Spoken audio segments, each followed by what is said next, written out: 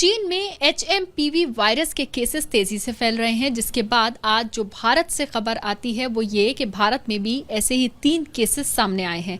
ये तीनों जो केसेस हैं, ये छोटे बच्चों में ये वायरस जो है वो पाया गया है। आखिर क्या है ये HMPV वायरस, इसके बारे में हम जानेंगे। इसके लिए हमारे साथ बातचीत करने के लिए मौजूद हैं professor doctor GS Khilnani, senior doctor हैं, उनसे बातचीत करते हैं। सर, सवाल सबसे पहला यही है कि चीन में तेजी से फैल रहा है, भारत में 3 केसेस आ गए। HMPV ह्यूमन मेटानोमो वायरस जो है वो क्या है, आखिर क्या है ये वायरस? देखिए, कोविड को तो कोई भूल नहीं सकता। उस वायरस ने जो तबाही करी वो उसको भी कोई भूल नहीं सकता, लेकिन हज़ारों लाखों तरह के वायरस होते हैं। ये एक वायरस है जो कि 2001 में सबसे पहले इसको आइडेंटिफाई किया गया था। होगा तो पहले से ही। इसको ये समझना है कि जनरली ये माइनर इलनेस करता है, जैसे हल्का बुल्का खांसी, बुखार, गले में दर्द होना, जुकाम होना। डेटा की बात करें तो ज़्यादातर ये 5 साल से छोटे बच्चों में और एल्डरली लोगों में होता है और हल्की फुल्की इलनेस करता है।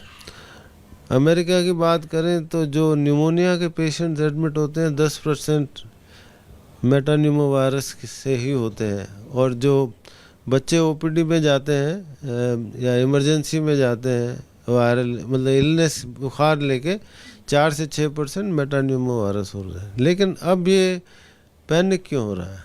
पैनिक इसलिए हो रहा है कि चाइना से रिपोर्ट्स आ रही हैं कि इसने एक ऐसा रूप ले लिया है जो इसमें कि मौतें हो रही हैं, क्रेमेटोरियम भर रहे हैं, हॉस्पिटल्स भी भरे जा रहे हैं।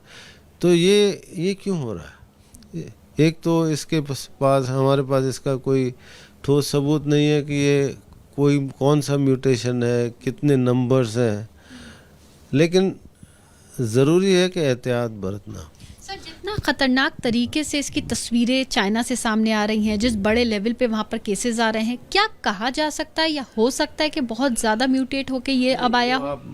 मेरे को ख़त्म करने दीजिए अपनी बात कि ये इसी वजह से हो सकता है कि ये RNA वायरस जो होता है ना, ये नोटोरियस होता है म्यूटेशंस के लिए। तो ये कोई म्यूटेंट है जिसकी के विरुलेंस और लिथैलिटी, सिवियरिटी जो है वो नॉर्मल जो मेटान्यूमो वायरस होता है उससे बहुत ज़्यादा है।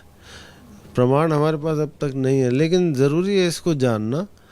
और क्योंकि कोविड में भी ऐसे हुआ था कि चाइना ने बहुत टाइम तक इसको सीक्रेट रखा और उस वजह से कोविड फैलता रहा। और जो हवाई जहाज़ होता है वो सबसे क्लोज एक चैम्बर होता है जिसमें कि ट्रांसमिशन होता है। अगर ट्रैवल चलती रहेगी और अगर कोई ख़राब म्यूटेंट है जो कि तबाही कर रहा है तो फिर वो फैलेगा कोविड की तरह। तो ये एक चिंता का विषय है और सॉर्ट ऑफ पैनिक का भी विषय है। लेकिन ये सोचना कि कोई नया वायरस आया, ये नया वायरस नहीं है। तो इसलिए जो 3 केसेस इंडिया में मिले हैं, ये पूछा जा रहा है कि कहाँ से आए। ये कहीं से नहीं आए, मेरा ख्याल है ये यहीं है, लेकिन अब डिटेक्ट हुए क्योंकि हमने टेस्ट करना शुरू किया है। और जैसा कि मैंने आपको बताया, और दूसरा ये कि ये मेटान्यूमो वायरस जो है ये सर्दियों में ज़्यादा होता है। अमेरिका की बात करें तो ये कोई अगस्त सितंबर में शुरू होकर मार्च तक चलता है और सर्दियों में ज़्यादा होता है। 5 साल के बच्चे जो अमेरिका में होते हैं 90 से 100% लोगों को ये इन्फेक्शन हो चुका होता है किसी स्टेज पे, और जो 2 साल से छोटे बच्चे होते हैं उसमें सबसे ज़्यादा कॉमन होता है। अब आप पूछेंगे कि चिंता का विषय क्या है? सर, एक चिंता का विषय भी, और इसके लक्षण फिलहाल क्या पाए जा सकते हैं और क्या पाए जाते हैं इसमें? तो लक्षण इनके ऐसे होते हैं कि एक तो इसका छोटा इंक्यूबेशन पीरियड होता है 3 से 6 दिन का, और लक्षण वही होते हैं जो इन्फ्लुएंजा के होते हैं, फ्लू के होते हैं, कोविड के होते हैं कि आदमी का गला ख़राब होगा, ज़ुकाम होगा, थोड़ी सी खांसी होगी, शरीर में दर्द होगा, बुखार होगा। कोई भी जैसे वायरल इलनेस होती है उसी तरह के लक्षण होते हैं।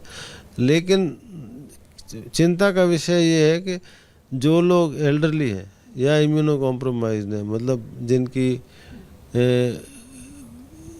इम्यूनिटी कम है, चाहे वो अनकंट्रोल्ड डायबिटीज़ हो या उम्र की वजह से या फिर कीमोथेरेपी चल रही है या हार्ट की डिजीज़ है या कोई लंग की डिजीज़ है, तो उनके लिए ये लाइफ थ्रेटनिंग हो सकता है न्यूमोनिया करके। और एक इनकी कॉमन प्रेजेंटेशन होती है कि जैसे अस्थमा, 5 से 10% लोगों को अस्थमा है, तो ये इसका जब वायरस इन्फेक्शन होता है तो अस्थमा का सीवियर अटैक हो जाता है।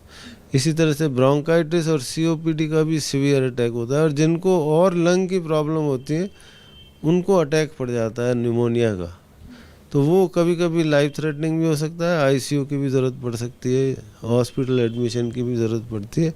लेकिन दूसरी जो विषय है जो कि सबको चिंता में डालेगा कि हमारे पास न तो इसकी कोई दवा है, एंटीवायरल ड्रग जिसको कहते हैं, जैसे फ्लू की होती है, टेमी फ्लू होती है, कोविड की बाद में रेमडेसिविर और इस तरह की दवाइयाँ आई, लेकिन इस समय हमारे पास इस मेटान्यूमो वायरस की कोई दवाई नहीं है और न कोई वैक्सीन है। सर एक सवाल यहाँ पर ये है, और जो शायद ये आम जनता के दिमाग में भी ये सवाल आएगा आपकी बात सुनकर, कि अगर इसकी कोई दवाई नहीं है तो जो केसेस अभी भारत में हैं या जो केसेस हमेशा से मेटान्यूमो वायरस के आए हैं उसका इलाज फिर कैसे होता है? हाँ, इसका इलाज सिम्टोमेटिक होता है, जैसे बुखार है तो बुखार की दवा, खांसी है तो खांसी की दवा, गले में दर्द है उसकी दवा। उसके अलावा जो हम इतिहास की बात करें तो जो स्पेनिश फ्लू में डेथ्स हुई थी 5 करोड़, है ना, तो वो सेकेंडरी इन्फेक्शन से होती है। जो इन्फेक्शन हो जाता है उसमें बैक्टीरियल इन्फेक्शन हो जाता है, तो बैक्टीरियल इन्फेक्शन को पहचानना और उसका इलाज करना और सपोर्टिव ट्रीटमेंट। अब सपोर्ट ट्रीटमेंट जैसे मसलन किसी को अगर वेंटिलेटर की ज़रूरत है, आप वेंटिलेटर देंगे तो अगर डिजीज़ तो सेल्फ लिमिटिंग है, उसका एक लिमिटेड टाइम है, तो अगर आप उसको पार कर जाएंगे तो वो मरीज़ ठीक हो जाएगा, और उसमें अगर इन्फेक्शन कंट्रोल कर लेंगे तो ठीक हो जाएगा। सर एक सवाल यहाँ पर ये भी है कि आखिर जिस तरह से इसने अब भारत में दस्तक दे दी है, और पहले से ही ये वायरस ऑलरेडी है, लेकिन कितना म्यूटेट होकर आया ये भी कहना मुश्किल है, जैसे आपने मुझे बताया।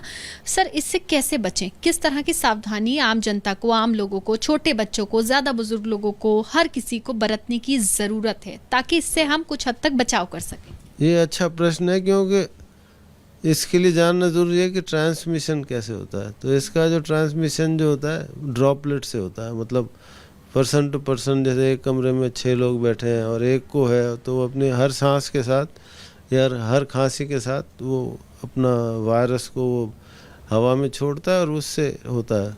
उसके अलावा जो पर्सनल टच से फैलता है, और फोमाइट्स का मतलब होता है जो नॉन लिविंग ऑब्जेक्ट्स होते हैं, जैसे डोर हैंडल्स होते हैं, टेबल होती है, कुर्सी होती है, बर्तन होते हैं, ये जिसको ये इन्फेक्शन है वो उसको छूता है तो फिर वो कोई दूसरा आदमी उधर हाथ रखता है, तो जैसे कोविड में होता था वैसे भी होता है। तो इसके लिए ज़रूरी है कि जिसको ये हो जाता है तकलीफ़, जिसको ये वायरल इन्फेक्शन है, उसको मास्क पहनना बहुत ज़रूरी है।